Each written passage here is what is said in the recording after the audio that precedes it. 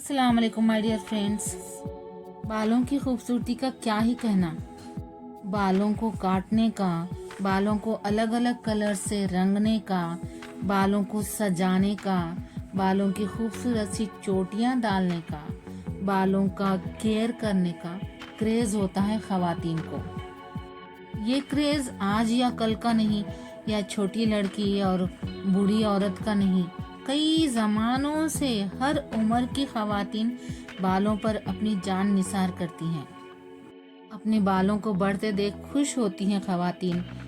छोटी हो या खुले बाल हो, उन्हें लहराना, उनसे खेलना हम लेडीज़ को बहुत पसंद होता है।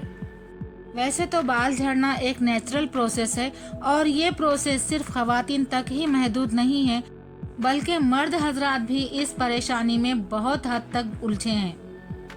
हम ख़वातीन अपने बालों के अलग अलग हेयर स्टाइल्स में अपने झड़ते बालों के मसाइल को छुपा लेते हैं।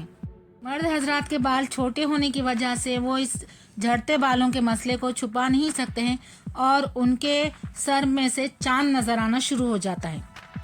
बाल यूं ही नहीं झड़ते हैं, इसमें कुछ हमारी भी गलतियां होती है और कुछ कुदरती तौर पर झड़ते हैं। चलें देखते हैं बालों के झड़ने के वजूहात और साथ ही साथ उनके इलाज भी देख लेते हैं। सबसे पहली और आज के ज़माने के बालों के झड़ने की सबसे ज़्यादा बड़ी वजह है पोल्यूशन, एयर पोल्यूशन। पुराने ज़माने में गाड़ियाँ ज़्यादा नहीं थी, कारखाने ज़्यादा नहीं थे, इसलिए एयर पोल्यूशन का मसला बिल्कुल भी नहीं था, जिस वजह से इस मसले से बाल नहीं झड़ा करते थे। लेकिन आज के हमारे तरक्की याफ्ता दौर में बहुत ज़्यादा गाड़ियाँ हो चुके हैं, बहुत ज़्यादा धुआं हो चुका है, जिसकी वजह से हमारे आसपास की हवा बहुत गंदी हो चुकी है और यही गंदी हवा हमारे बालों पर इफ़ेक्ट पैदा करती है। इसके लिए हमें एयर पोल्यूशन कम हो, इस बात की तरफ तवज्जो देनी होगी और ऐसे तरीके अपनाने होंगे जिससे कि एयर पोल्यूशन ख़त्म हो जाए, जैसे कि दरख्त उगाना या गाड़ियों का इस्तेमाल कम करना।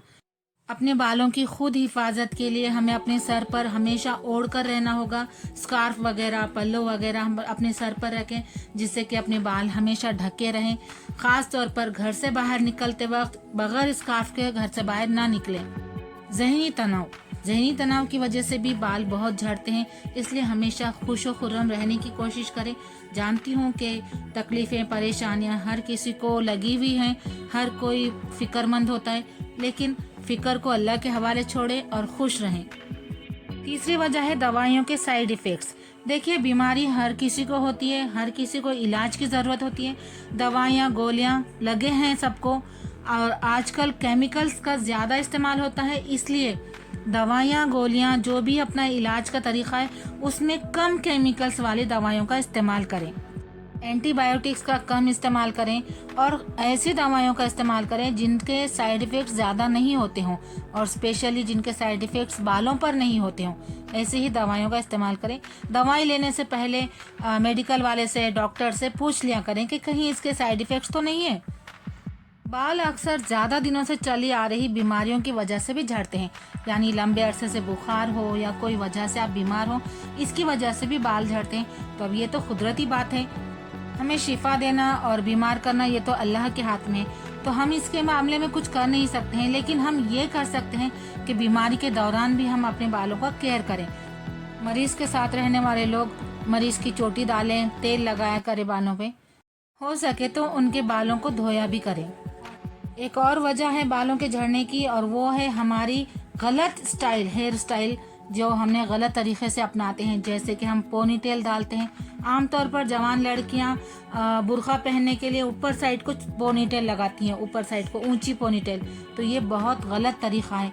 और ऊंची स्टाइल में पोनीटेल डालने के लिए वहाँ पर टाइट रखना होता है, इसलिए हम रबर को 4-5 राउंड मारते हैं और बालों को पूरी तरह से कसकर बांधते हैं, तो ये बहुत गलत है।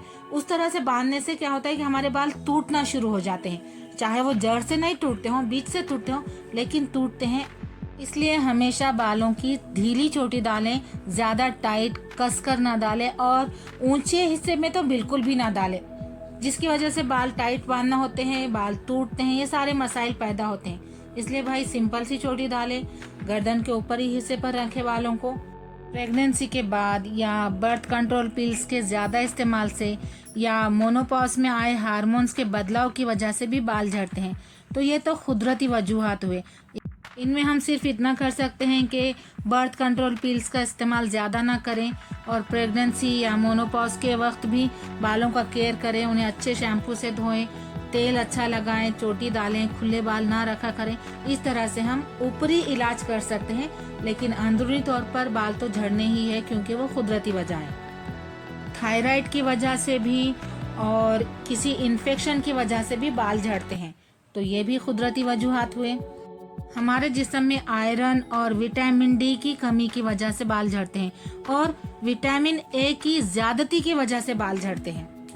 तो ऐसी डाइट इस्तेमाल करें जिसमें आयरन ज़्यादा हो, विटामिन डी भी हो।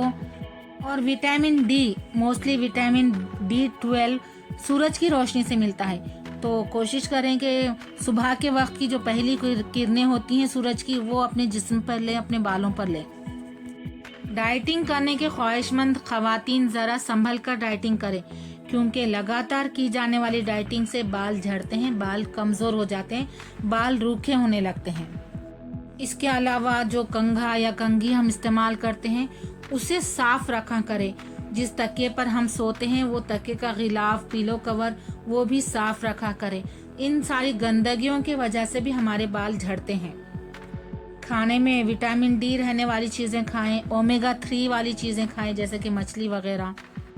मछली का ज़्यादा से ज़्यादा इस्तेमाल करें, हरी सब्जियों का इस्तेमाल करें, फलों का इस्तेमाल करें।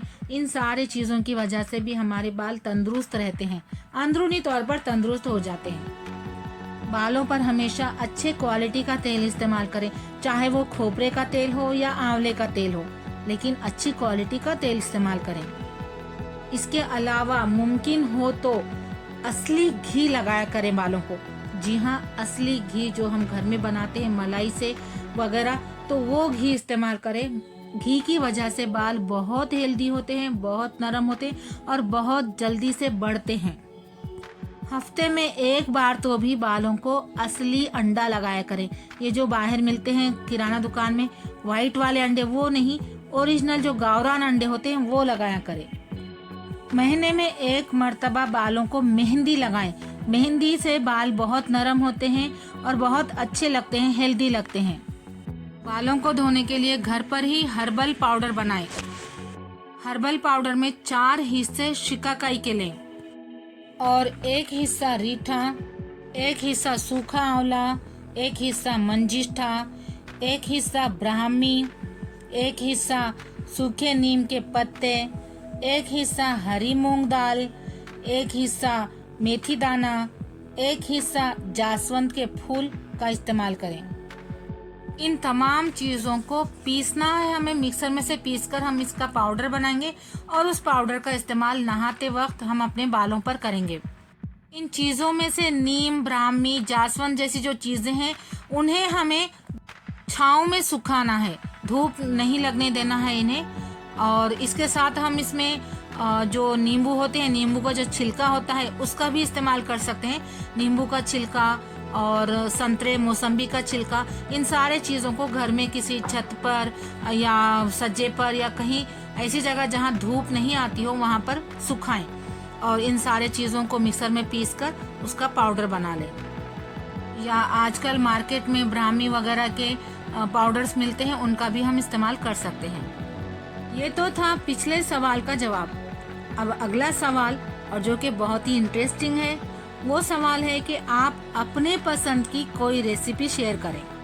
मुझे रेसिपी लिखकर सेंड कीजिएगा।